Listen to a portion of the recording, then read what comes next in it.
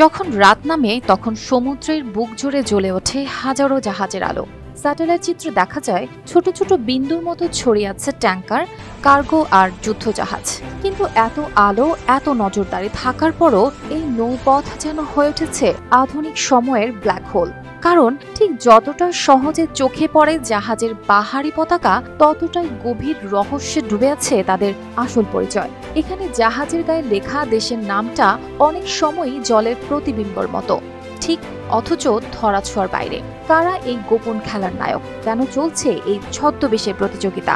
এই সবকিছু বুঝতে হলে আগে বুঝতে হবে হরমুজ প্রণালীর জাহাজগুলো কেন এত বেশি ভুয়া পতাকা ব্যবহার করে। কারা এই ছদ্মবেশে? হরমুজ প্রণালীতে অনেক জাহাজ নিজেদের পরিচয় গোপন রাখে, গায়ে তোলে এক দেশের পতাকা, কিন্তু মালিকানা অন্য কারো। এখান দিয়ে বিশ্বের 20% রপ্তানিকৃত তেল যায় প্রতিদিন 1 কোটিরও বেশি ব্যারেল। ফলে প্রতিটি জাহাজই আন্তর্জাতিক নজরদারির মধ্যে পড়ে।